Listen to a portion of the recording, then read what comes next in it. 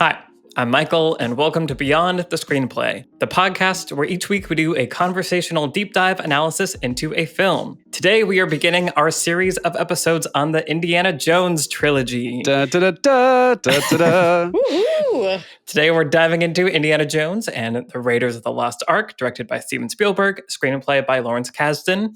I'm here with the Beyond the Screenplay team, Trisha Rand, Hello, everyone. Brian Bittner, Hello. and Alex Calleros. Hi. So we are super excited to finally be here. Just thank you to the patrons immediately for helping us cross this goal. You guys are awesome. You belong in a museum. You belong in a museum. And we mean that from the bottom of our hearts. Whatever it means to you. Doesn't sound good. But yes, thank you guys. It's been really fun.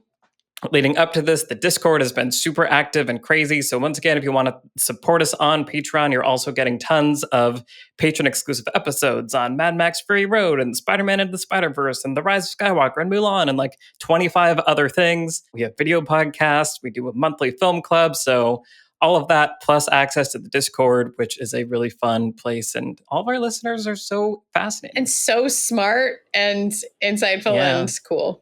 And really good at keeping me up to date on what's happening in the industry. Like, yes. The Discord is my news go-to now. For sure. Yeah. But so yes, thank you to all the patrons for helping us cross this goal. And we are here now. So let's start talking about Indiana Jones.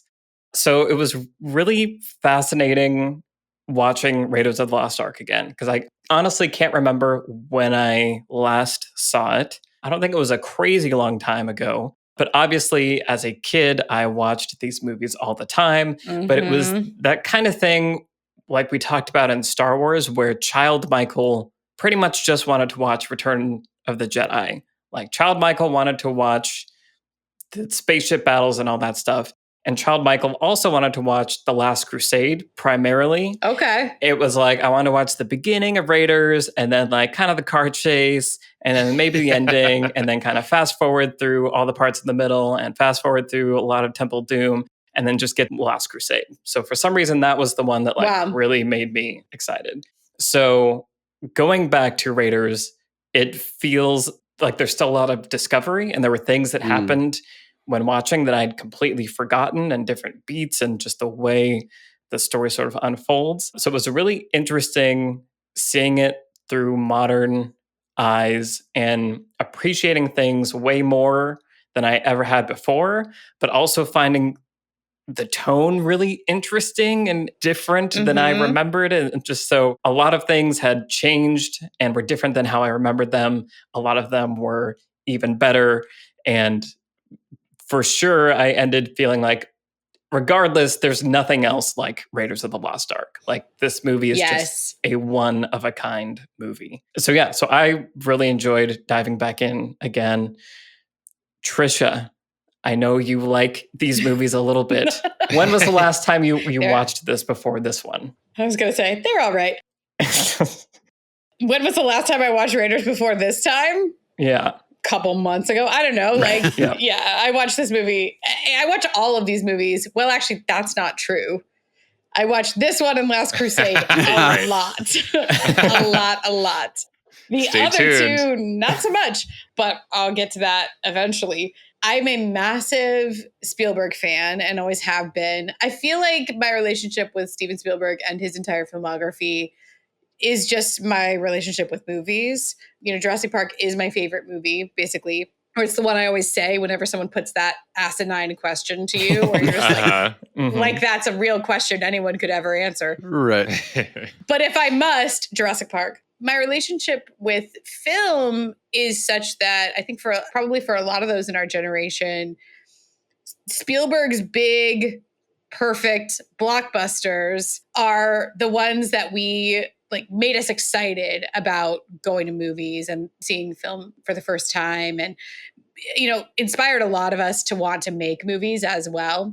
The thing about Spielberg is he's kind of because of his school of filmmakers, sort of the new Hollywood, and he's among the youngest when we talk about that generation of like Coppola and Lucas and those guys. Spielberg was, pretty much the youngest in that school, but coming out of that, he was the probably biggest as well in terms of director as superstar.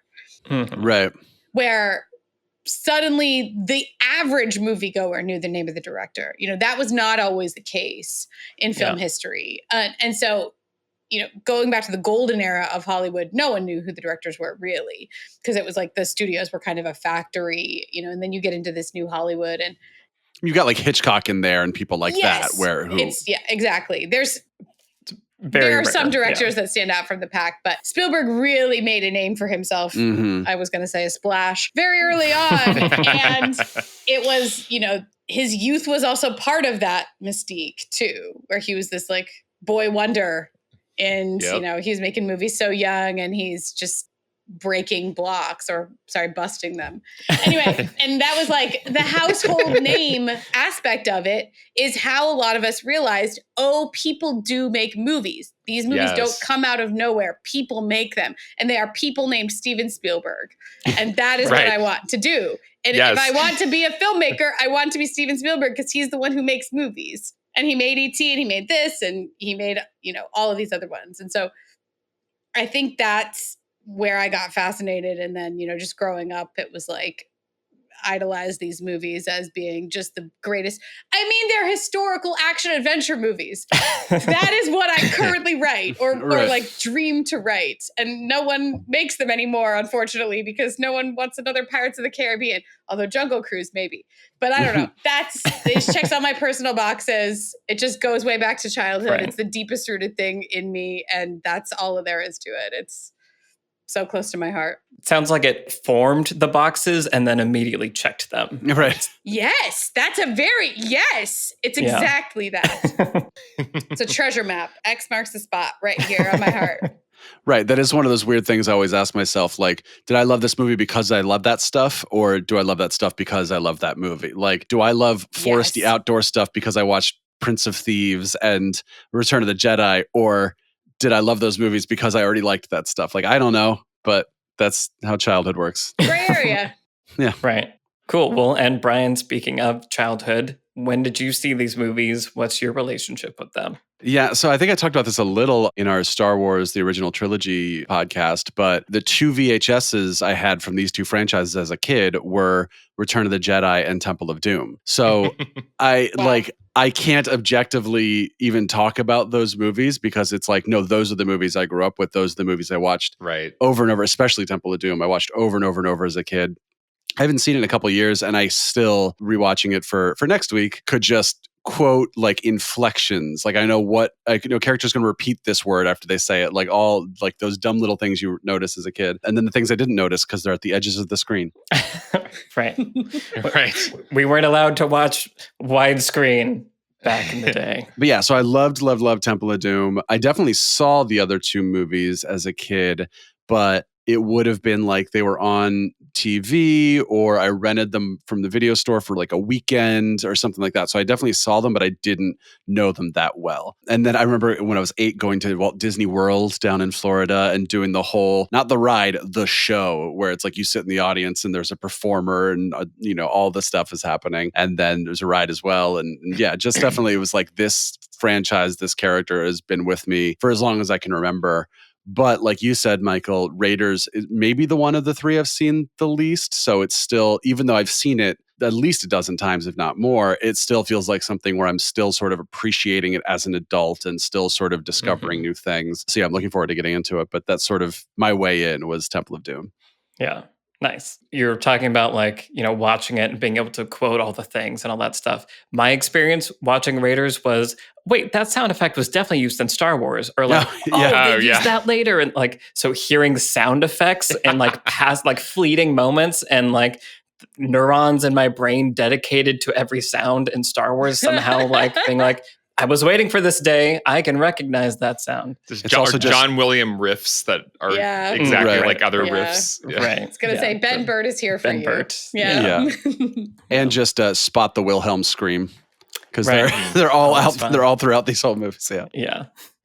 Awesome. Cool. And Alex, what about you? I was just thinking while Brian was talking, you almost like could attach a personality test to like what child is formed from which Indiana Jones they are most exposed to. Like maybe the difference between Michael, Alex, and Brian is whatever Indiana Jones movie like we were obsessed with. Was that why I became like a goth kid? Was because that's what I'm thinking. Yeah, and we're like we were watching like the more wholesome father son story, right? And Gen Z is just screwed because of Crystal Skull. Oh man, what a tough time. All that is to say that basically my experience was like identical to Michael's, where I essentially Last Crusade was my Indiana Jones movie, and the other ones were just kind of there for parts of the movies. Temple of Doom I definitely watched the least and was most terrified of and most horrified that like it was rated PG on the VHS tape box, but then like people's hearts were being pulled out. I think it's PG-13 because I think it's famously the first PG-13 movie. It's actually, the PG-13 rating was created because of Temple of Doom. And I believe, I have to look back at this, but I believe it was like originally released as a PG, but it was like kids were so scared that they then created PG-13 immediately. And now it is PG-13. And now it is like the first PG-13. You can say it that way.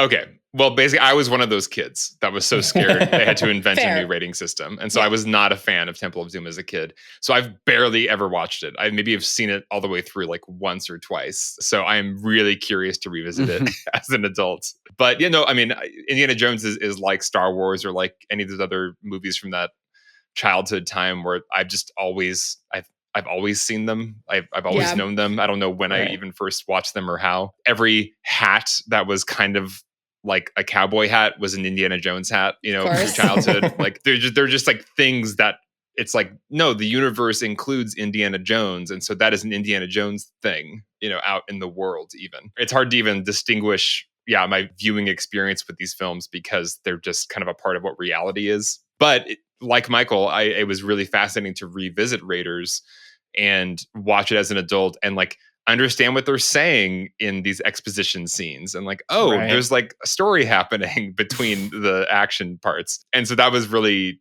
interesting to watch it as a real movie and not just an assemblage of sequences that my kid brain wanted to experience. So let's talk about it.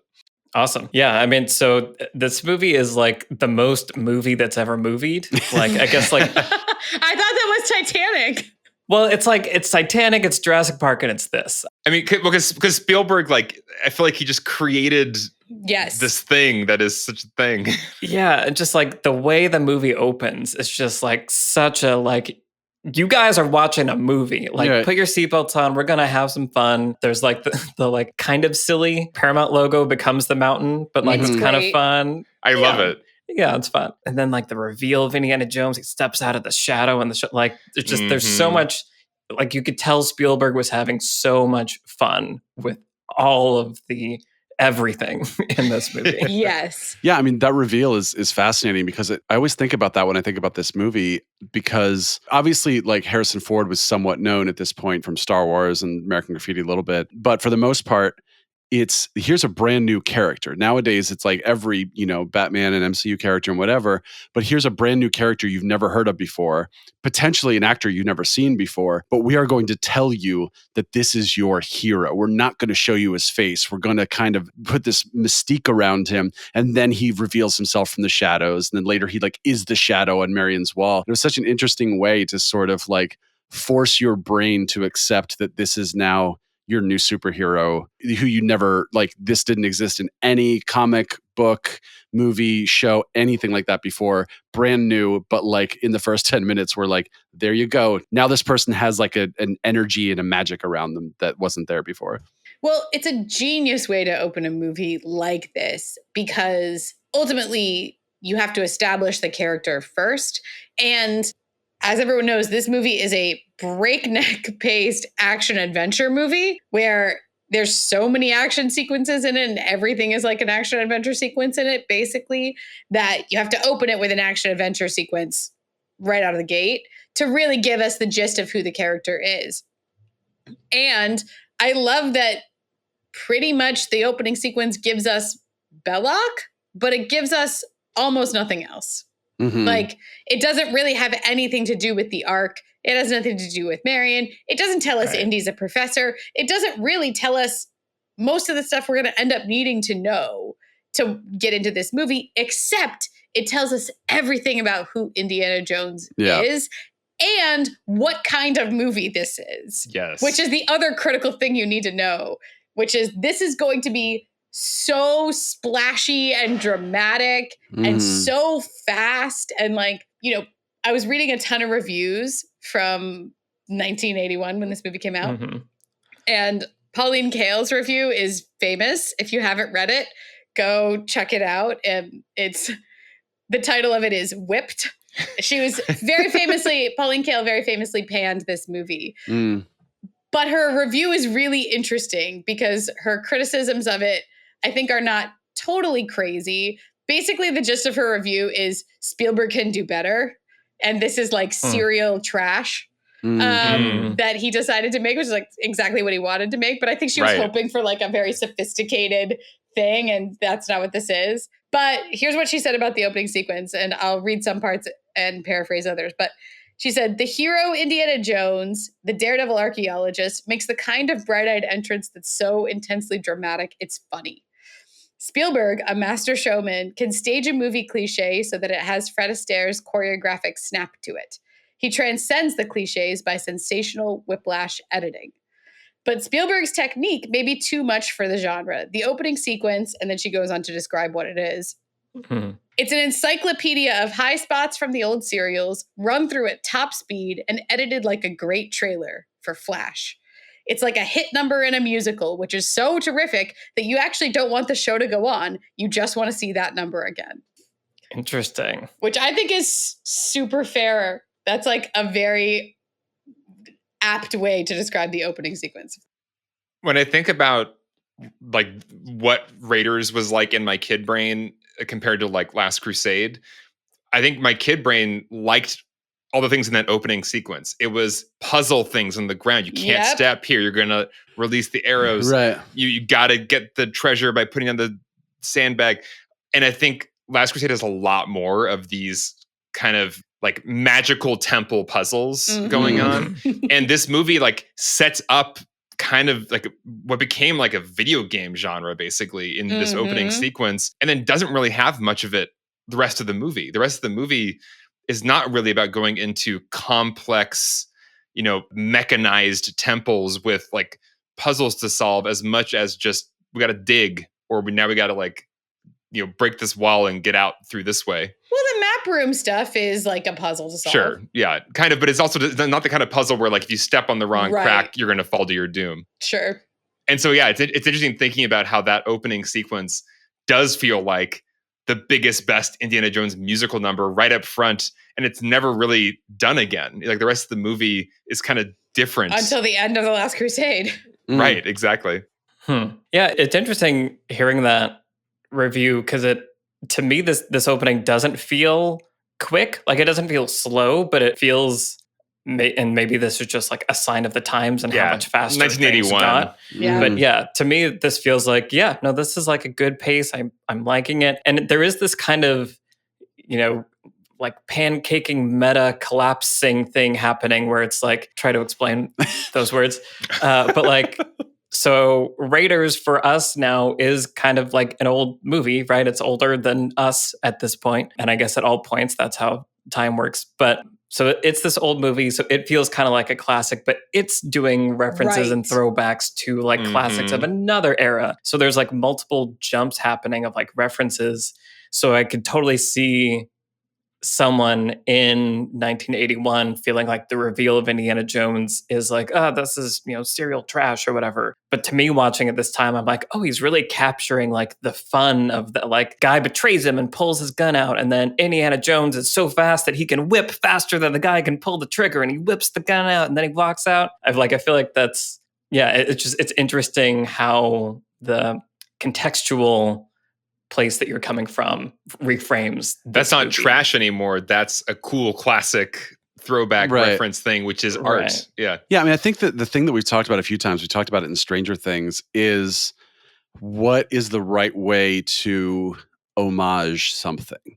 So you have I think there's like an 80-20 to a lot of these things, like Stranger Things, where it's like 80% we are making a modern show that feels like it was shot last week, that's going to, have whatever. But 20% we are going to make sure the score has like this 80s feel to it. We are going to obviously dress the entire show to make it feel like you are in the 80s. But in terms of the meta, the production and all that kind of stuff, we are at least 80% living in modern world. And then you have the opposite in like the Tarantino approach with like Grindhouse or Django Unchained, which is like, we're going to sort of focus on making this feel like the old thing, but we're going to do all this new stuff in it. So then it sort of has this weird disconnect where it feels like it's trying to be this classic thing, but then like the subject matter and the blood and, whatever else is like very modern. And I think that Raiders is a good example of, they were trying to be these old serials, but they could have done it in black and white. They could have made it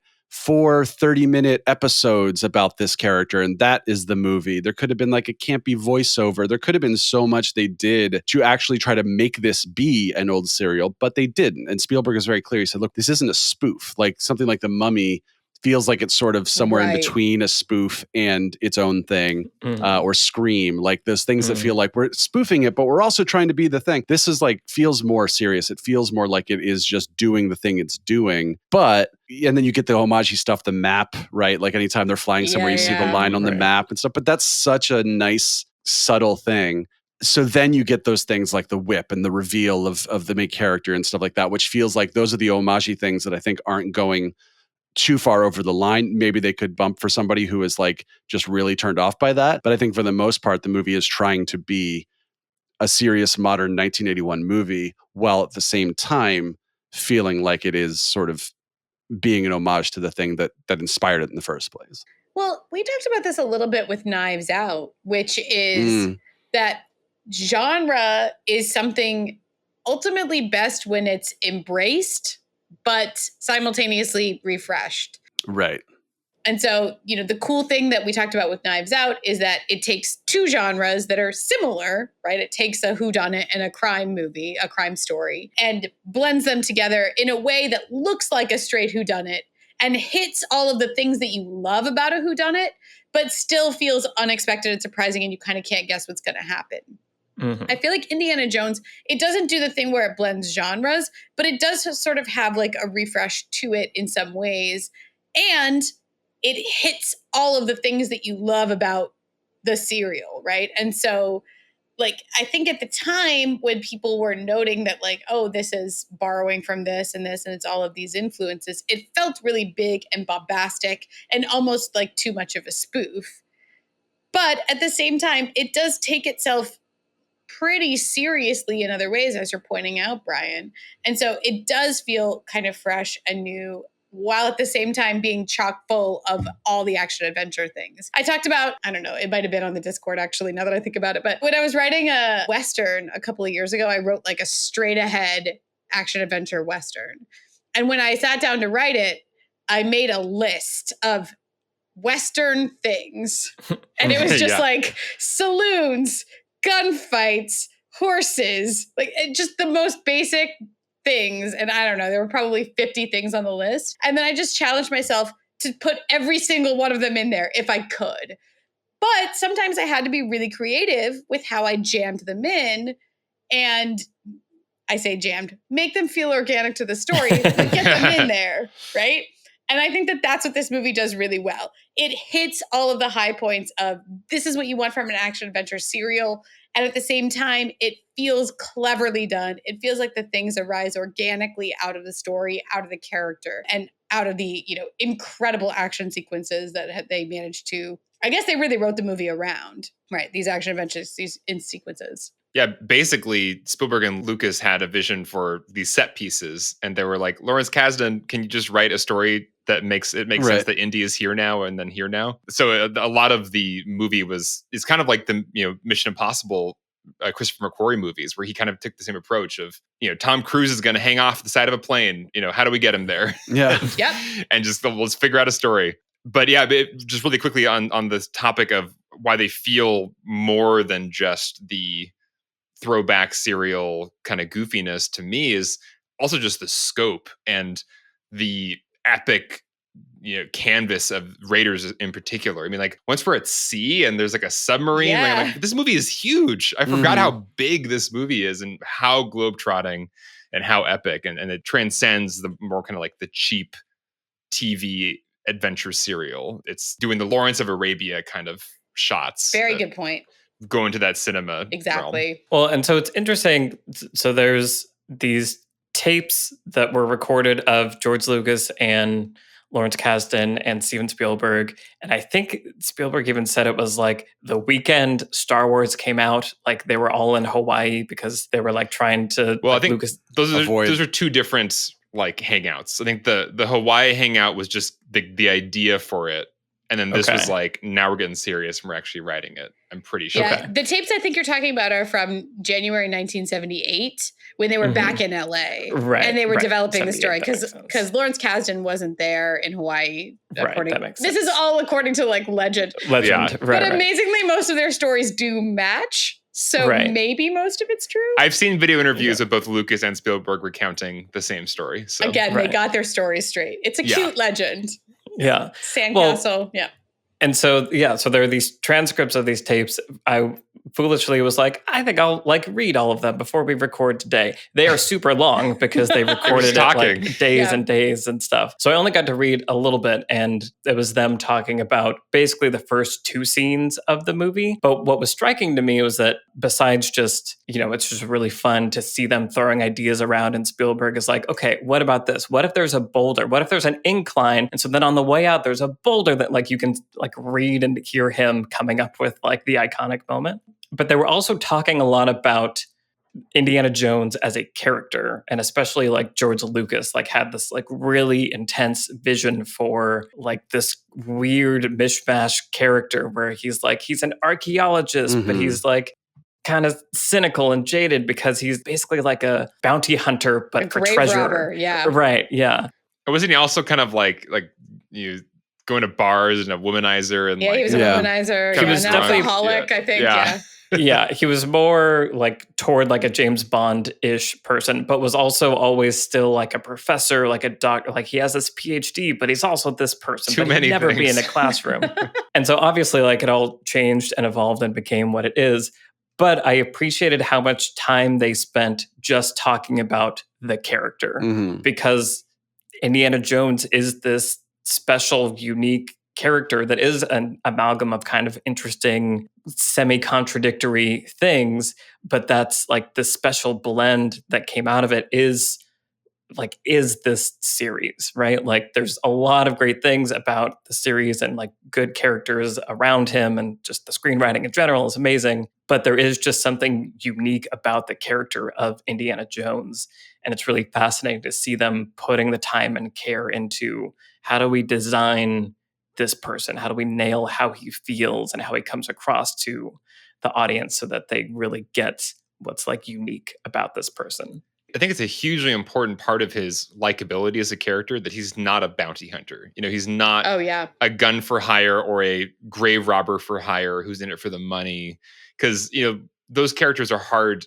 They can win you over maybe, but you're not on their side really from the very beginning of a movie. But he's like genuinely excited about history and like genuinely wants to preserve really amazing rare artifacts. And that is like his primary motivation, while also being this guy who's down to kind of, get down and dirty when he has to fulfill his mission. Got a nerd gunslinger. Yeah, that's a great combination. It's something as a kid you can almost relate to more, that he is ultimately kind of goofy, and he's not. They talked about also not making him like a superhero Bond person. Like he messes up pretty frequently or has kind of accidental victories in his fights. He's not like this amazing mastermind perfection warrior. He's kind of bumbling in a lot of ways. Yeah, it's an interesting sort of take on good versus evil, which is something like Star Wars. It's sort of, here's the good people, here's the evil people, like the end. But this is like someone who, forget about their morality or anything that much. It's more just, here's someone who wants to preserve history and important things, like you were saying, Alex, versus someone who just wants the money that they will get by selling this thing. So it's like, it's an easy way to sort of put a good and an evil side on things just by being like, he actually cares about history. Like you were saying, he's concerned about this. That's his main motivation, versus Han Solo, for instance, who is like, oh, how much money will I get by saving this human's life? Okay, then I'll do it. And I'll add to that really quickly. Just part of the complexity of his desire is also, I think he just has personal curiosity. Like, of course, in Raiders, when he doesn't blow up the Ark to kind of end it all, it's because he wants to see what's inside. You know, he's curious. It's beyond more like of a cultural preservation thing. Sometimes it's also like he's just really into this stuff and like wants it for himself in a way before handing it over to the museum. Yeah, I think one of the trademarks of Spielberg's films, once he became like a mega, famous director and a very bankable director, is a little bit of a conversation about art and entertainment versus commerce. You get this in Jurassic Park, like a lot, where now you want to sell it. Now you want to sell it. Exactly. Like, here you have this amazing, like, wondrous, entertaining dinosaur, but it's also extremely lucrative to have. And so, Spielberg in his films, even though, he doesn't write his movies, this is, I feel like, something I see a decent amount, where there's a character who's in it for a pure reason, and then there's a character who's in it for money. And you see this dichotomy. And so you have Belloc here, who is kind of, he's the main antagonist, essentially, because he is kind of that mirror of Indiana Jones, where he even says to Indiana Jones, he has a speech about being a dark mirror. Exactly. He's like, it would only take a nudge to make you like me. Right. And I think that's so interesting when you see this from Spielberg, because Spielberg has said that Raiders in particular is a movie about movies. Like, it's a movie about entertainment. And you get the sense that George Lucas and Steven Spielberg got into the movie business because they loved movies and entertainment. And then, as it turned out, they happened to arrive in the movie industry at the exact right moment to also become hugely famous and incredibly wealthy. And I don't know, I almost feel like they feel guilty about it in some ways, or they're kind of obsessed with, what does that mean? That, like, I got into this to I got into this to make entertainment for the masses, because, or just that has wide appeal, and to children as well. Like, I think Raiders is aimed at adults ultimately, but it's the movie that, like, Spielberg and Lucas have both said, I made a movie I wanted to see when I was 15 years old. And so I feel like there's this conversation about, what is a pure motivation to do something?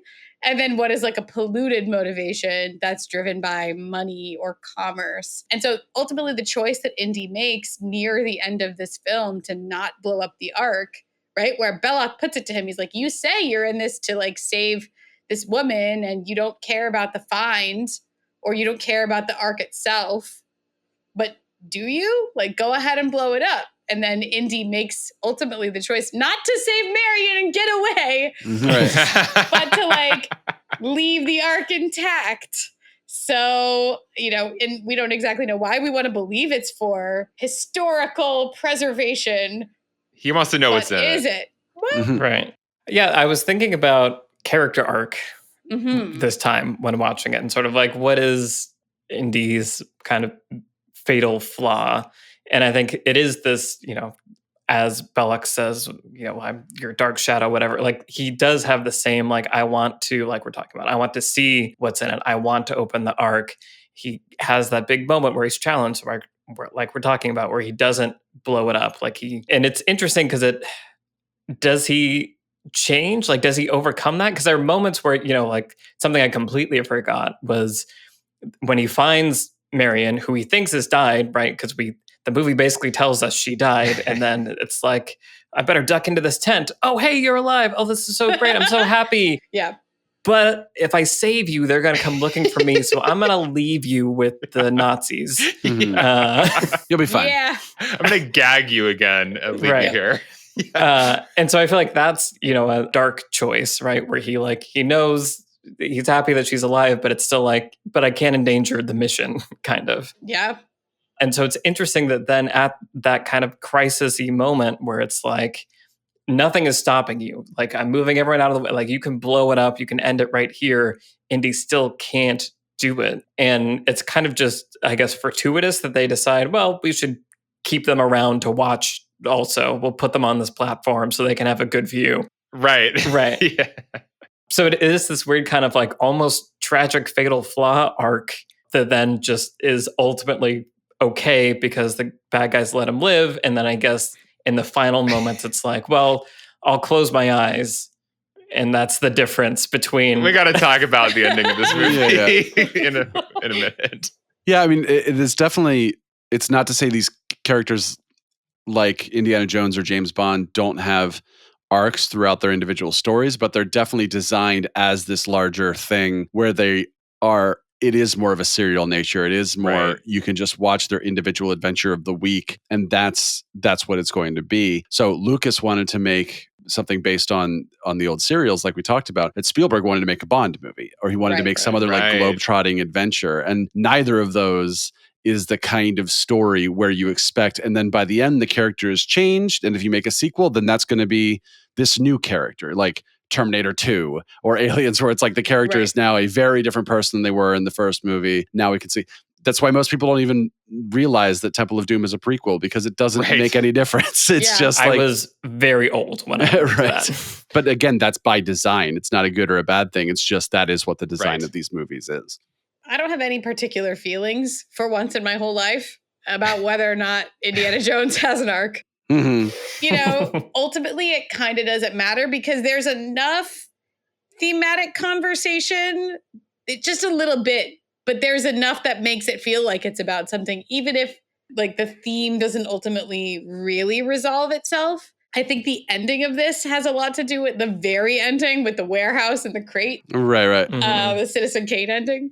That has a lot to do with how we read, like, you know, Indiana Jones doesn't know that that's what happened to the arc, but we do. And so that puts a thematic button on the story apart from Indiana Jones's arc. So it almost becomes larger than he is. The story almost becomes larger than he is. And it starts to become about like America's position in the world and like our relationship to, you know, history and archaeology and theft. It becomes something else. And meanwhile, there's enough sprinkled in, you know, between people like Marcus Brody and Indiana Jones and Belloc and Marion, where it feels like they're having a conversation about why are we all here? And ultimately it doesn't resolve itself, but that's kind of okay as long as that stuff is in there a little bit. At least that's, I think, what most people would probably come away from this movie would be like, I'm going to think about those crates for a while. Right. And like, maybe they don't know what they mean, but we're going to think about it. The movie seems to be saying something here. But what? Well, I'm guessing what happened is because there was more between Indy and Marion in the original script and everything, that he did have more of an arc, but then in the final product, it was lost. Can we talk about Marion for a minute? Yes. Because, I think interesting rewatching this movie because it was bringing back memories of kid brain watching this movie. And even kid brain was having questions about like, is this a real person? Like, is this woman like being written as a human person, or is she like this other movie thing that is like doing things randomly that I don't understand? My kid brain didn't understand why she was doing half the things she was doing. And I followed her motivations and her character as a character way more as an adult. But I think there still are like, I have this uncomfortable feeling with her character where she's presented to me at first as incredibly spunky, you know, I'm going to do what I want and I'm going to punch you. And, you know, I'm drinking like 2 bottles of liquor at once and I'm totally fine. But then also later on, the movie is basically concerned with getting her into like a variety of dresses.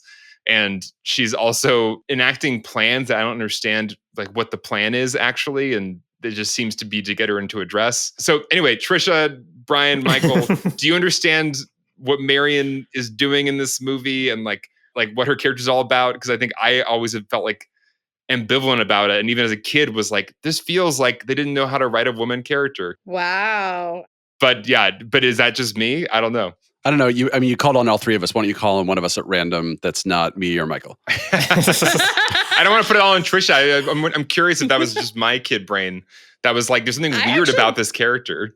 I do want to hear from Michael first, actually, on this, because I think he has thoughts. I liked her a lot, actually. I think I didn't remember her a ton. I think my kid brain was like, why are other people in this movie? Why is it not just Indiana Jones doing action? Versus the Nazis only. Yeah. And also was very confused about like dresses and like, wait, now she likes past Vincent Cassel, but now she doesn't. And like, but I don't know. I think this time, I think a lot of her is undercut by that feeling of, and now we need them to get over here. So we're going to slap a bow on the end of this. And she's going to yell at Indy like, I'm your partner. We're going. Yeah.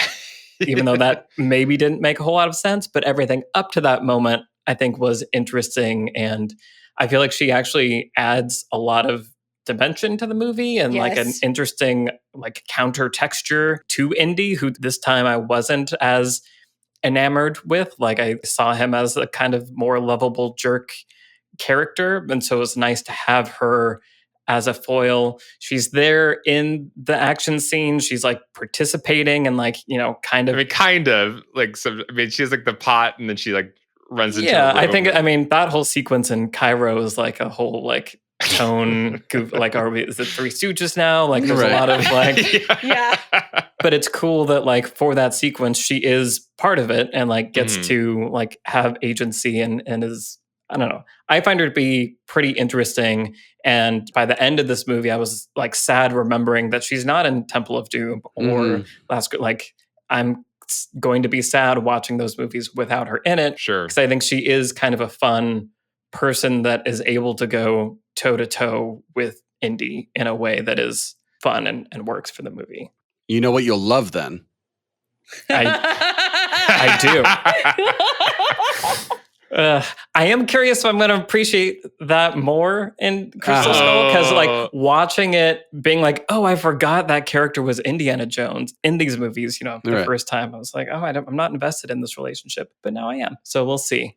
So 30s and 40s serials tended to have two female archetypes in them. You have like sort of a femme fatale, very feminine, very sexy, smoldering woman. And then you also have like a His Girl Friday, like a tomboy, kind of scrappy. And, you know, Marion Ravenwood's character was criticized for being like the epitome of like a scrappy tomboy a little bit when this movie came out. Which she definitely is. We're introduced to her in a very not unfeminine setting where here she is. She's going to drink this big guy at the bar that she owns under the table, right? And she's wearing slacks. She's got her hair up.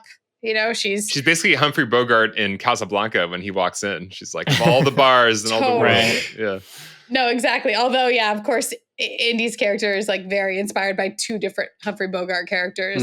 Especially Temple of Doom. He's wearing like the full Casablanca. Exactly. Yeah. Oh, totally.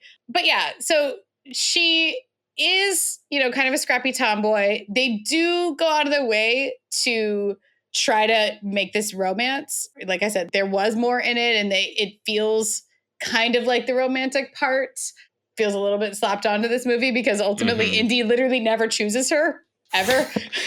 Right. Like, kiss me here and here.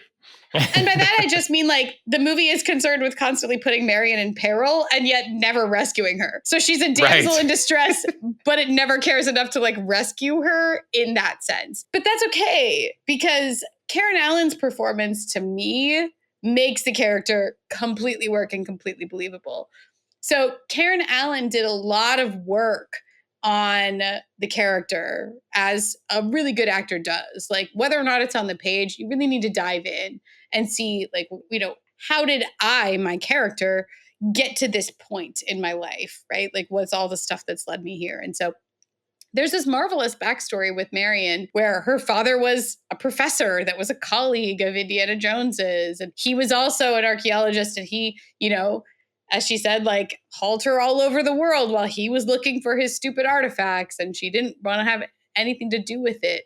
And so she fell into this romance with Indiana Jones when she was too young. But nonetheless, that, informed who she became and made her this very self-reliant person who doesn't need anybody to take care of her, who owns her own business in Nepal. You're right. Unexplained. Totally fine.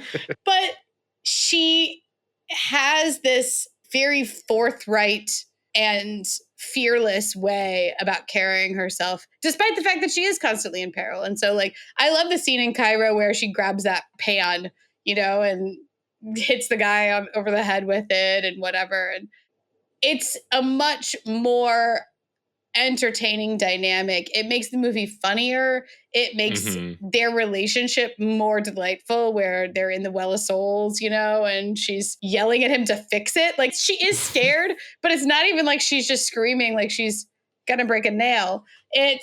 She's mad, basically, that Indiana Jones has gotten them into this situation, and that it's his job to fix it as far as she's concerned. So I think that is overall a much more believable and engaging character. And I think, far and away, she is the best of the Jones girls. That's my feeling too. Yeah, I talked about seeing Modern Times, I think last week. And this reminded me of Paulette Goddard's character from The Great Dictator, where she's also running around with a frying pan trying to bonk Nazis on the head during this sort of more farcical scene than the rest of the movie has. So I got kind of a sense of there's a lot of homages in here that don't feel like, again, on the nose homages, but feel like if you know the reference, it's kind of a nice little, is that it? I think it is. That's cool. Concerning the scene with her and Belloc, there was supposed to be more of this love triangle where it's like she really was attracted to him. I think that's never a problem I've had with the movie, only because I think of Marion as being, a real character with agency. And when you see her goal, like Indiana Jones came there, he did not save her. So, the responsibility now to save herself is her own. And so allying herself with somebody like Belloc, who seems to be civilized and like he sees her, however he sees her, he at least acknowledges that she's there, right? And if he's attracted to her, more is the better in terms of her survival. Right. So, great. You want me to wear a dress? Not a problem. Like, you want to drink whatever this is? Great and fine. Like, just kind of playing the angles, I feel like makes a ton of sense in the situation because, what are your other options? And she does try to get away, right? Like, he unties her and she immediately runs she gets untied. She immediately runs for the door of the tent. And then Belloc walks in and is like, well, the desert's 3 weeks in every direction. So it's like, well, I need to make another plan, I guess. Mm-hmm. Is it Tot? Ronald Lacey. Tote. I think that's when he comes in, and then he has that like nunchuck hanger. The amazing gag. Yeah. Yeah. And he is amazing also in this movie. Oh, so good. The most disturbing, henchman person. With the best death.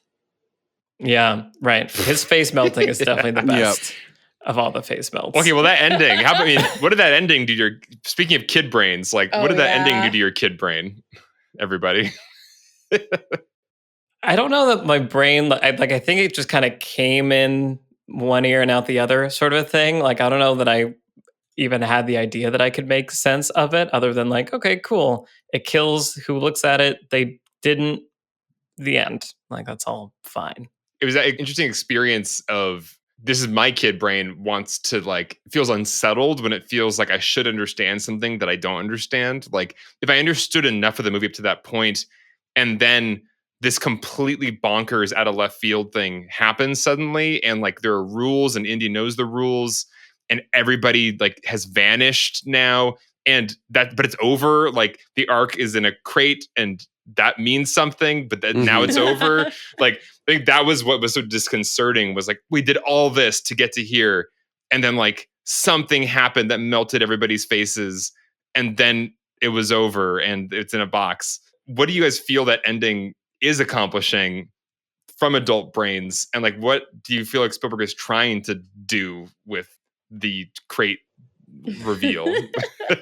Do we know? Well, I feel like I got a lot from watching this movie after having grown up in Sunday school and a lot of very strict conservative Christian upbringing, because there's a lot about the Ark of the Covenant in the Old Testament, and a lot of it is messed up and upsetting. Is it basically a nuke? It feels like it's like a nuke. It kind of is. So you're not allowed to touch it at all, ever. The like high priests are only allowed to go in to where it is once a year or something. And they have to like do a whole ceremony before they even like go into where it's being held, which is like in a tent.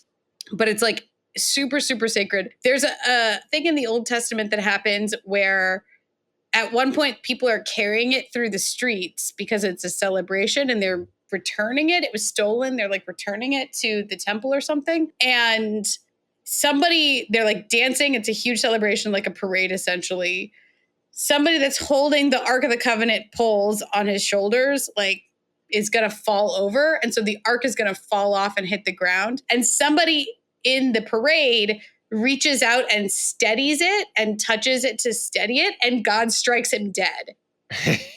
It's right there because he was trying to help. Ark. Yeah, because no touching. All of this to say, you don't have to know any of this, but if you come from Christian school or perhaps if you're Jewish as well, I have no idea how much Old Testament. I assume a lot if you're raised like very, very strictly religious in either of those traditions. I would assume you would know a lot about like how powerful the Ark is. Like, do not look at it. Do not even think about it. Don't touch it like ever because it's, basically a nuke. So I think for me, I never had any sort of trip up with it. But you are right that the movie doesn't do much to explain any of that. And in fact, this could potentially lead us into conversation about plot holes and illogics because there are many in this movie. And whether you bump on them or not, I think is maybe a personal preference or is maybe the point? Question mark? Yeah, I don't bump on many of them. I think it's kind of almost part of the genre in a way. Right. Uh-huh. And I think to me, the ending, the meaning that I always got was like too much greed is punished. And, Nazis were bad because they were trying really hard to find all these weapons. Like, so some things do belong in a museum ? I don't know. Don't put that in a museum. That's a bad idea too. But that like some sort of like the bad guys couldn't help themselves. Right. But like they opened Pandora's box. They shouldn't have done it. Yeah. And then the last shot is sort of feels really like X-Files-y to me of just like, and this is just one of the many crazy things in this world of magic and like curses, which I feel like, and this is potentially setting up how I'm going to go into Crystal Skull, does set up certain precedents about the world that Indiana Jones operates in that, is in the text, is all I'm saying. Okay, because that was how I was reading it this time, where it's like adult brain was seeing the shot and seeing how it's like all these boxes are identical and oh my God, look how vast the warehouse is. This is suggesting to me that there are like millions of dangerous magical artifacts that the government is hiding from us, which is kind of a fun, almost like sci-fi universe idea.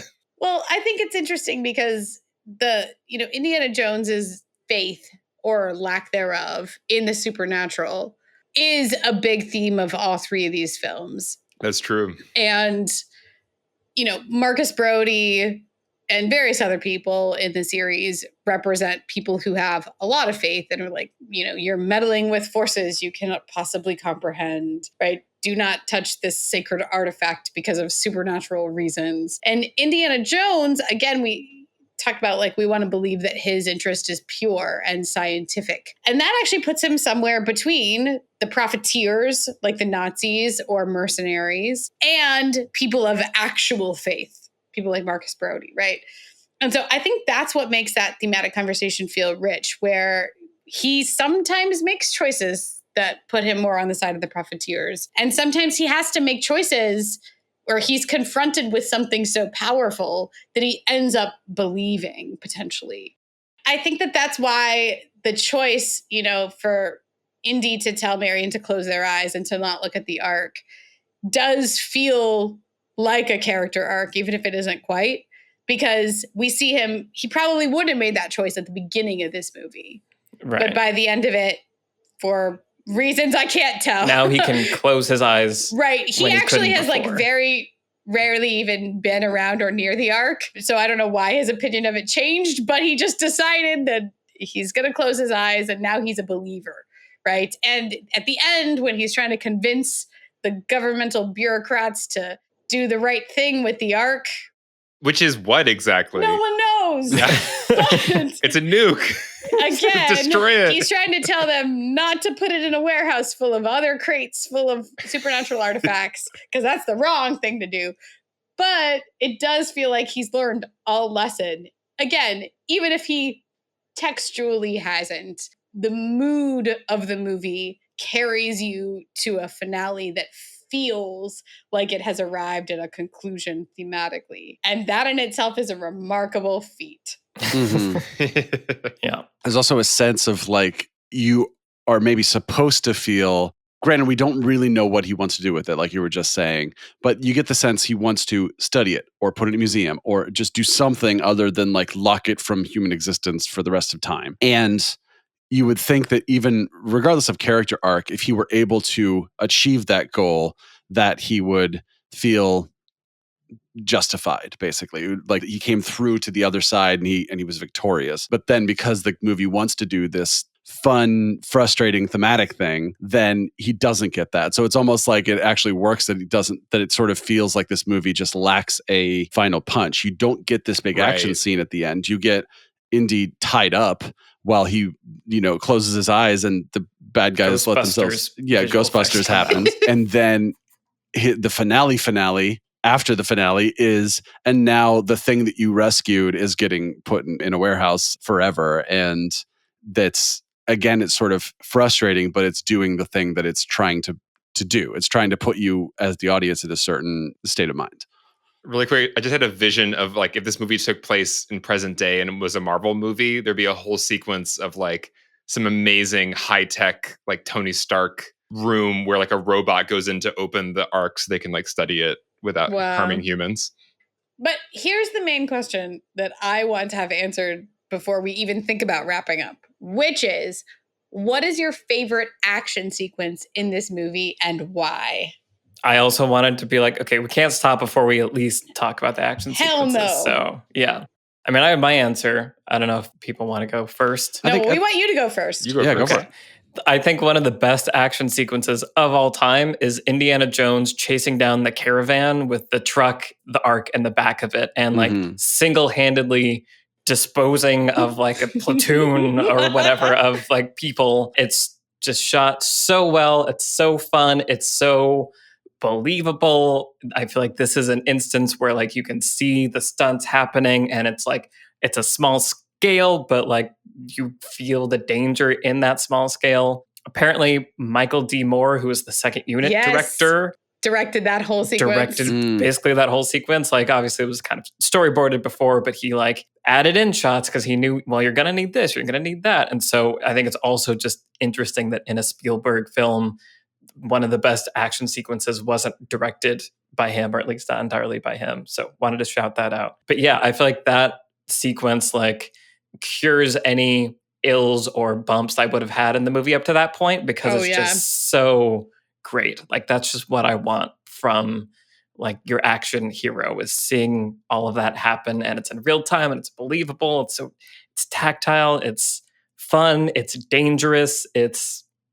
Watching it, I was floored by it this time. Same answer, same reasons. I had the exact same thought. I was just like, that's a stuntman under a truck, like crawling through the thing. It was giving me Mad Max Fury Road vibes. Like this is like at that level, but without the visual effects that make effects. it complicated. Yeah. One thing that is amazing about that sequence is the narrative arc to it, or like the cycle part of it, where once Indiana Jones gets into the truck where he's driving the truck that has the Ark in the back, and all those soldiers are back there, there are like two tenacious guards of the Ark. Right. The first one that comes in and shoots him, right? And then there's the second guy. So there's the first guy that gets into the cab, shoots him in the arm, and then Indiana eventually like throws him out of the side of the cab of the truck at that point. But then there's the last final guy that's like sort of the big bad of that sequence, who comes up over the top of the truck, right?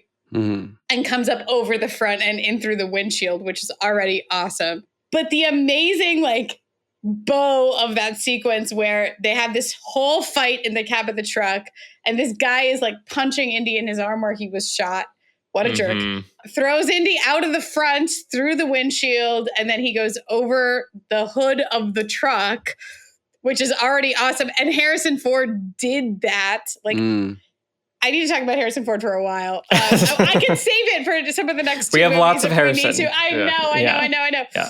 But he did so many of his stunts, and they make these movies what they are. They really do. But yeah, I did the thing where he's like hanging onto the wheel, and then he goes underneath the truck. But then he comes back, like pulls himself back up into the truck, into the back of the truck, comes out the side, goes around, comes back into the cab, and does the exact same thing to this guy.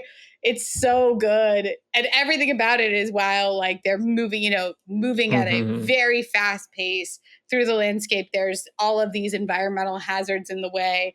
There's the car in front with Belloc in it. And yeah, the Nazis. It's just so satisfying. It's so well shot. And I don't know exactly how long it is. It's probably 10 minutes at the very least, I would think. Because like you're saying, it's happening in real time. And it feels like it is the third act of the movie almost. Like it feels like it's truly. Just, yeah. And I love that, it was that sequence they had basically designed. And as you mentioned, Alex, they were like, so he goes to get the truck, and between the like amazing fight at the airplane, like that's like on the strip that's gonna take off, it never takes off, so they put the arc of the truck instead. Right. It's literally like a 3-line, like, where's the arc? They put it on that truck. Okay, I'm gonna go get it. And then we're off to the next sequence. It's just like no need to do anything else. Well, that reminds me of two sort of, one is a observation and the other is a rule of indie movies. The observation is like every action scene has a strong man in it who like eventually shows it, just like, well, you took out all these guys, but you haven't met Brutus yet. And then he like shows up like, why don't you just send him out first? But then there's the rule that I call the indie smile rule, which if you haven't watched all the movies yet, then you can, play along, which is anytime, I mean, this might be like the Harrison Ford smile rule, because like it might be a Han Solo thing too. Anytime Indiana Jones smiles satisfied, you know that like 2 seconds later, the worst thing is going to happen. He's going to turn around and realize like, oh crap, there's like an army of people behind me. It's always fun to be like, okay, he smiled. There we go. We're in trouble. I'm glad you named also that the awesome action scene that precedes it, right? Which was directed by Spielberg, apparently making it up shot by shot. Right. As there was no going. storyboards for that. They were just ridiculous. Yeah. Right. Yeah. I was going to say that an action scene that I've always loved from this movie and loved revisiting, thinking about how they actually made it this time, is the burning down bar scene. Just because it's like, it's great. It's like a Disneyland ride. You got the streaks of alcohol where the fire is going to come and they move their hand just in time. And just a really fun, it feels like you're on a Disney ride in that. It reminds me of we talked about in Pirates of the Caribbean. There's something about that kind of an action sequence that has a special kind of charm where the donkey is moving just perfectly in the barn so that Jack Sparrow can go up to the beam or whatever. It feels like the bar scene has that same kind of charm with a lot of kind of accidents happening in tune with the characters. And I love those feel like they can only happen in this kind of a movie. You can't have that in a James Bond movie. Awesome. Why don't we go around and say what lessons we're going to take from Indiana Jones? Brian, do you want to start us off? Raiders of the Lost Ark, I should clarify. I guess. Yeah, I was going to say. Yeah, we've talked about it a lot already, but Spielberg said something that maybe recontextualized how I was thinking about a lesson I'd already written down, which was, he said it's one of his only characters other than maybe E.T. or the shark from Jaws, where you can just show a silhouette of the character and know who they are. And the lesson I'd already written down was basically that, but textually. So he's talking visually, literally a silhouette, but also all you have to do, and some of this is costume, but you just say to someone, archaeologist hates snakes, like already they know who this is, but you can name another 10 traits, right? And I don't know that there are that many big like franchise stars you could really do that with. Like, could you do that with Luke Skywalker without saying the word lightsaber? There are a lot of characters where it's just hard to, like whiny about Tashi Station, farm boy, yeah. loves power converters. But yeah, Right. so I just thought it's really cool. Not only does the design of this character allow for so many traits, some of which are like, look, he has no problem with spiders, but oh crap, he hates snakes. Or like he's a teacher, but oh, he's also like these cool juxtapositions of who his character is, but also these other things like, he uses a whip or just whatever, like things that just make him stand apart from any other action movie character who is running around with the same pistol that everyone else uses, or just all that kind of stuff. And then also, all of that is revealed, or basically all of that's revealed in the first 10 pages of the script, first 10 minutes of the movie. You see all of those things, the opening sequence, and then the back to school sequence, basically. Like within those two scenes, you get so much about who this character is that will then become what defines this character throughout the entire franchise. I'm just going to piggyback off of Brian's lesson because that was exactly my lesson, which is I was astounded watching at this time those first two main sequences, both the classic opening, but then also the scene at the school. It's just so efficient. It was amazing. It was like you just set up an entire franchise, like an entire it's going to become this huge thing. You did it all in this really just tight, efficient storytelling. Set up all the dichotomies of the character, all the signature moves and gadgets and things, the genre requirements of the temple. And it was amazing. Like, if you want the first 10 minutes of a movie to tell you what kind of a movie you're going to watch, like, study this movie because they did it. And when you combine that opening temple scene with the school scene, it really is everything. Yeah. One thing I really love about the Indiana Jones character is all of the complexity where he has, he's an archaeologist and a professor that we've talked about, but also he's a hero, but he's definitely an everyman kind of a hero and it's not just because we see him in the classroom, but it's also the way that the character acts and is written throughout that opening sequence, where he's very undignified and like is gotten the better of quite a lot, as I think one of you pointed out earlier. Like, Indiana Jones does not outsmart everybody all the time. He gets bested quite a bit. And one of the most wonderful things about the character too is that he's not a strategist. He's always kind of thinking on the fly and on the run, and that makes him sloppy and it leads to mistakes. And again, it kind of makes him a little bit undignified and comical at different points. And so, it's funny in that opening sequence that the first time we meet him, he gets betrayed by one of his guys, and he turns around, he's got the whip and like gets the better of that guy. And then less than 10 minutes later, Alfred Molina in a great performance. I love him. It's so good. But like 10 minutes later, he betrays Indy and Indy doesn't see it coming at all. Or rather, maybe he does, but there's nothing he can do about it. Right? He just gets bested and then bested again by Belloc. And then the scene where he's running over the ridge and like all the natives are chasing him in a line, right? It's very undignified. One of the things that make the character so endearing is, yes, just the weariness of him and how he's like willing to take shortcuts. He doesn't have like a code that he has to follow where he has to do things the hardest way possible. Again, he's kind of an everyman. So, in this movie, the famous scene where like they have the swordsman that's there and he just goes to shoot him and kills him right there because it's just easier to do. Do you know the story behind why they cut the sword fight and he just shoots him? Yeah, because the entire cast and crew had dysentery. Yeah, but it's perfectly in step with the character, right? Where we see that again in the opening sequence where Belloc does this ceremonial thing with the idol and all the natives like quickly bow to it. And Indiana Jones is like, well, I'm going to run away now. You guys are all bowing. Perfect, right? He's not observing the sacred whatever that everyone else is observing. He's just here to get out of here. And so I think that that's so much of what makes the character so lovable. And that opening sequence, incredibly brilliant, is that it's this mixture of the like coolness of the character and how together and heroic he is, and then how undignified at the same time. It's great. Yeah, I mean, it's definitely, watching it this time, there were shots like you were talking about of Indy running away with, all the natives behind him. So that reminded me of Pirates of the Caribbean. But Very also like much. you're talking about this sort of like, Jack Sparrow is sort of this Hapless. bumbling, like he's kind of has a plan, but it always goes wrong, but he always figures it out somehow. And I feel like that is kind of a fun action hero to have in an adventure movie. Like I think that's where some of the adventure comes from, is that improvisational, dirty nature. Yes. Kind of going off of that, my lesson is just a sentence that I heard Lawrence Kasdan say in an interview that I was watching with John August, and Craig Mazin interviewed him. It's this really fascinating interview. It was like right after The Force Awakens. And so he's talking about Star Wars. He's talking about Indiana Jones and Harrison Ford and like all this stuff. It's just super delightful. But they were kind of talking about the problems that movies today can run into. And he basically just said, they have lots of explosions that you have no emotional connection to.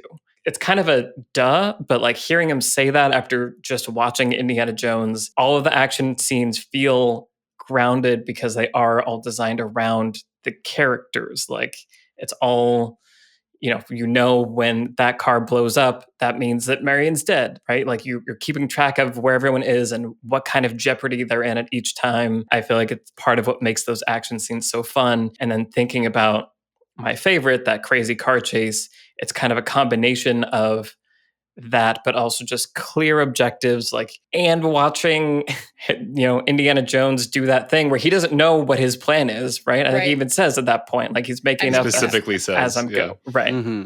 And so you're seeing him charge off on a horse after a caravan of Nazis. Like, how is he going to figure this out? But that's where so much of the fun is. Like, that's the obstacle. It's like, he's got to figure out some way to do it. And so I think just the scope and the scale of each action scene and how they're all designed around very clear, specific objectives that put people that we care about in clear jeopardy is just like the recipe that you want. And I just love that this movie does that so expertly. Yeah.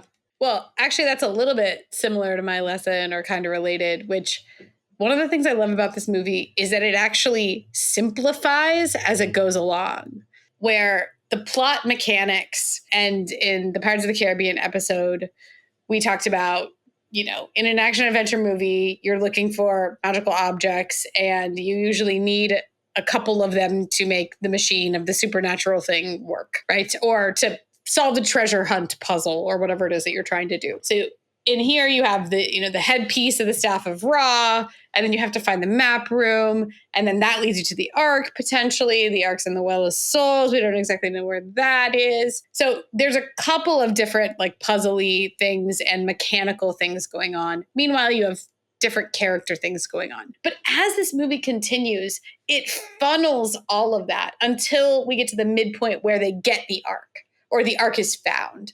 And so once the Ark is found at the midpoint, there is only one objective from there on out. The Nazis have the Ark, Indy's trying to get it back. And the whole second half of the movie is Indy's trying to get the Ark back. And it's really great how simple that is to follow, as you're talking about, Michael, where everything from that point on, which is like that fight around the plane, because they're going to put the Ark on the plane, but then they don't because the plane blows up. And then they put the Ark on the trucks and the convoy, and then we get it back from there. And then it's on the ship, and then the Nazis come, and then they're on the submarine, and then they're in the desert again for the Ark opening ceremony. But all of that, the objective doesn't change. It's just this very linear, Indy is here to follow the Ark until the very end.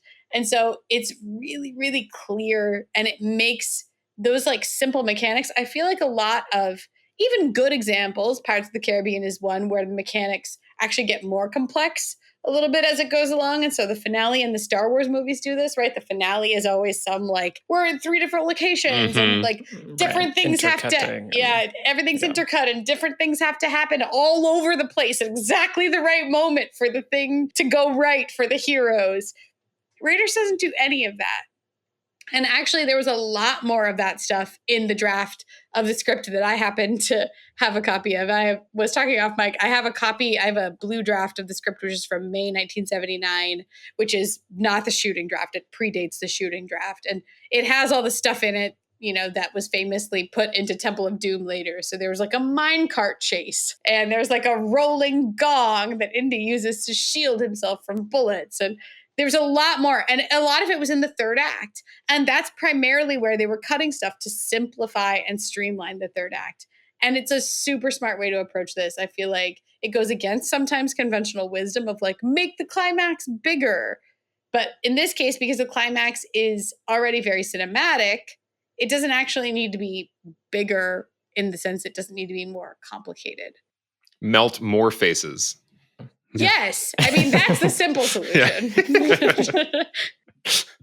Yeah. Intercut all Exponentially. the Yeah. Face faces. melting. Yeah. Times 10. But tie your hero to a stake, as Brian pointed out. That's a really bold choice It is. for the climax of this movie. I think that's Cool. part of the like unconscious like issue my kid brain was having was like the signals, like the Return of the Jedi signals are not like happening. Like what's going on here? Right. This is not an ending. So yeah, it's a really bold choice actually to make Indy just a bystander essentially for the climax of the film. Yeah. Yeah. Well, and it's interesting. This kind of can tie into my what am I watching, which is like it creates the situation where maybe the third act, the final part of the movie, isn't the most exciting or biggest and all these things that we're talking about. But because you're not saving all meaning for the end, it means the entire journey has been fun and engaging and stuff. And that kind of is how I felt. So I watched Black Widow. We haven't talked about Black Widow. So I saw Black Widow in the theater. I really enjoyed it. I had a lot of fun. I feel like it's one of the better, standalone Marvel movies. And a lot of the things that I liked about it were like the more character moments and kind of getting some backstory, it's a weird backstory, but getting to know Natasha a little bit better. I feel like the dynamic between her and Florence Pugh's character is great. Like Florence Pugh just like is cheat codes. I think we all can agree on that at this point. But it definitely suffered from that third act action movie problem that we've talked about countless times, where like because the finale has to be so big and so epic, it both jumps in scale in a way that loses me, and kind of what has to happen. It was one of those things like we talked about where when the third act happened, I leaned back in my seat a little bit. And I wish that there wasn't so much pressure on finales to be this big explosive. There's got to be a sky machine base that falls and explodes everywhere. And it's like, there's so much pressure on it that it's almost this like mode shift where so much of it, the movie before that was like, these two sisters on the run and like trying to figure out like, did they have a family or did they not have a family? And then the third act is sort of like explosions and big and conspiracies, and it loses like all of a lot of the heart anyway. Yeah, the personal stakes that were there. I still liked it. I still really enjoyed it. But talking about Indy and talking about, like you were just saying, Trisha, like all those things just made me appreciate like maybe the rest of the movie, like don't save it all for the end just to make it bigger, because like maybe we don't want big long endings anyway. Like maybe short quick endings are fine if the rest of the journey has been the adventure, or like make it a really personal ending. Because I was thinking as you were talking about like Mission Impossible 3, where I feel like the most intense part of that movie is like a quiet scene with Philip Seymour Hoffman and Ethan Hunt, and like he's confronted with like his wife is going to be shot if he doesn't do something in the next like 3 seconds, like that. I don't know if quiet is the word I would use for that scene. Yeah, maybe not quiet, but small scale. Like they're not on an airship that is exploding. Like, they're in a room with like a chair. So I think that I am more engaged and my heart is pumping, and like I need to know what happens next in that scene in a way that I don't feel any of those things when like the hero is definitely going to survive and now they're going to fall, 5 miles for a while. We only like it when Tom Cruise and Mission falls. Jesus, I can't. Yeah. No, I just want to see Tom Hanks as the new Ethan Hunt. Yeah. Tom Hanks is the new Ethan Hunt. We can watch him in Fallout. Listen, nothing in Fallout overstays its welcome. Even if you don't like a certain sequence, it doesn't stick around for like 20 minutes. So true. I love Mission Impossible Fallout so much, and I want to talk about it. Let's talk about it soon. Well, what have you been watching, Alex? I watched a very different movie from either of those. I watched Pig.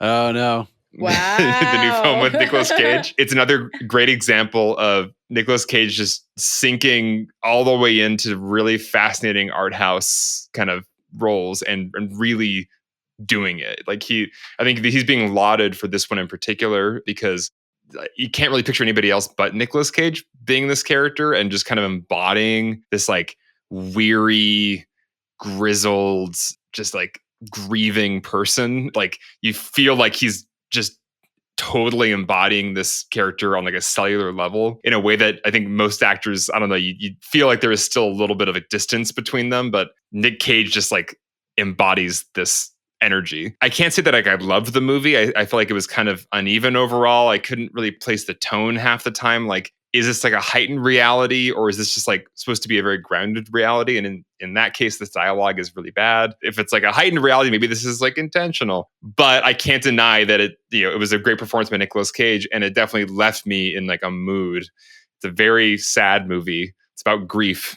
But the pig is also great. The pig, before it gets kidnapped. If you don't know the plot of this movie, Nicolas Cage is living out in the forest with his truffle hunting pig, which gets stolen. And the pig is like one of the best like pig actors I've ever seen. Like it's the most adorable truffle hunting pig. And I've realized like in this movie, like I cared so much more when that pig got kidnapped than when most children get kidnapped in movies. Like when animals get like killed or kidnapped, it like hits me so much harder in cinema, at least. So, wow, Alex. I don't know what that says about me, but Taken 4, Liam Neeson.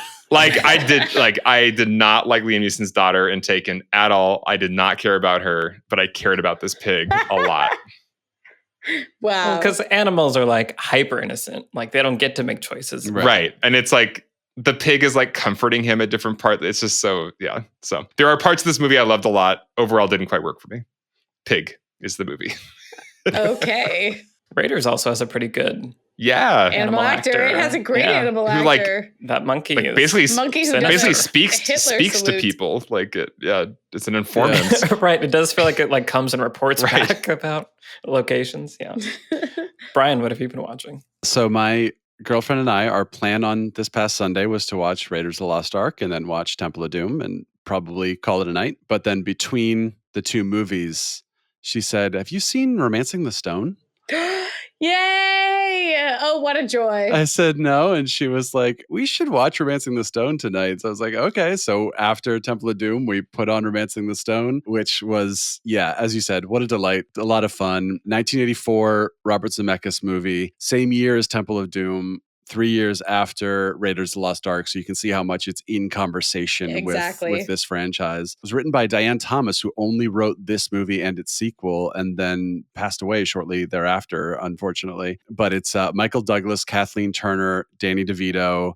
And Kathleen Turner is this romance novelist, Joan Wilder, who, of course, is, lonely and looking for her handsome man, the silhouette on the cover of her novels, basically. And then her life basically becomes a romance novel when her sister is kidnapped and she has to go to Colombia to try to save her. And then she runs into Michael Douglas, who is this rugged adventurer, Indiana Jones. It's like the youngest Michael Douglas I've ever seen, which is weird because he's like still looks like he's like not 60, young, actually. but but he's like dancing, and I'm like, oh, he's always been 60. But no, it's a really fun movie. I think it holds up. Like for someone who has not seen this movie before, I didn't have to like I didn't have any like nostalgia to rely on or anything like that. It just really held up as just a really fun movie that sort of feels like, in the way The Mummy is Indiana Jones, but not at all Indiana Jones, Romancing the Stone feels like Indiana Jones, but not at all Indiana Jones. It's like if you took a slice out of the Indiana Jones cake and turned that into a movie. That's what Romancing the Stone feels like. Nice. Yeah. Romancing the Stone is a great Zemeckis Silvestri collab. Nice. Mm-hmm. I also watched a Zemeckis and Silvestri collab. Finally... This is not my actual... Give it to us. It's What Lies Give it to us. It's What Lies Beneath. But actually, that's not the one I want to talk about. So I finally finished my Harrison Ford marathon, where for those that have been following along, I decided to watch every Harrison Ford movie between 1977, A New Hope, and 2000, What Lies Beneath. I decided those were going to be my bookends because he's made movies outside of those bookends, but let's be real, no one wants to watch them. So I've seen a lot of the ones outside of those, but I wanted to make sure I was like had a comprehensive study of those few decades in Harrison Ford's career. And I have lots of thoughts about it. Hopefully we'll get to Harrison Ford as an actor in the next movie when we talk about Temple of Doom and moving forward from that. But the last 4 that I had on my list were What Lies Beneath, 6 Days, 7 Nights, Random Hearts, and The Mosquito Coast. And The Mosquito Coast is the most interesting one in that bunch, I will say. Like, I really, really liked or just found The Mosquito Coast really intriguing. It's from 1986. It's a Peter Weir movie with Harrison Ford, Helen Mirren, and River Phoenix. And they play a family. It's a very dark, weird drama. Harrison Ford plays an eccentric inventor that decides to move his family to Central America and like live because off the grid, essentially, because he hates corporate America and thinks that like everything is going to be destroyed. And he has like invented an ice maker, and he's going to like move to this rural village in the jungle and make ice and give it to the villagers. He plays someone who's like clearly losing his grip on reality. And it's actually mostly a family drama about how he like eccentricities and like delusions are like sort of tearing his family apart while they're like living in the jungle. It's really fascinating. I read an interview with Harrison Ford where he said it was his favorite performance that he ever did. He's really interesting and weird in it. Like, he's got an interesting look and he feels like he's playing a totally different character than any of his other movies. Trust me. And you would know.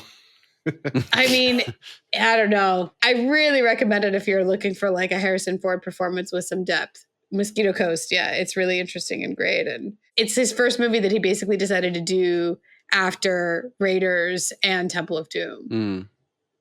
And then he like took this part. Also, Witness was right around there too, right? Mm-hmm. Oh, yeah. Witness is also great. Yeah. But again, you have sort of a leading man, like heroic kind of figure in Witness, even though Witness is totally, you know, like more of a thriller and everything, and romantic thriller. But yeah, Mosquito Coast is like, he's arguably the antagonist of the movie, even though he's also the main character. And River Phoenix is kind of like the hero, I guess you could say, or like it's about a father-son relationship. I don't know. It's really fascinating. And then that was how he met River Phoenix, and they got along so well that he was the one who suggested River Phoenix play young Indiana Jones in Last Crusade, which we'll get to. So, but yeah, meanwhile, if you want to, you can catch Mosquito Coast. Awesome. Cool. Well, this has been part 1 in our trilogy on the Indiana Jones trilogy is what I'm going to keep calling it. So we're going to do next week will be Temple of Doom and then Last Crusade. And along with Last Crusade, we'll be releasing a patron exclusive episode on Indiana Jones and the Kingdom of the Crystal Skull. Because we cannot talk about it. And there are things I'm excited to talk really about excited it. to talk about I'm excited to revisit it. I think it'll be a very fascinating conversation. What a polite way to say that. But yes, thank you as always to the patrons for supporting this show, for making it possible. Thank you to our producer, Vince Major, and our editor, Eric Schneider. I'm Michael Tucker. I've been joined today by Trisha Arand, Brian Bittner, and Alex Calleros. All of our Twitter handles are in the show notes. Send us a tweet, say hi, let us know how you feel about Indiana Jones, which one's your favorite. Let's talk about it. There's so much. So far, I'm very much enjoying getting to revisit these classics, and I'm excited to continue the conversation in the next episode. So we will see you then. Thanks for listening. Bye, everyone. Bye-bye. Bye.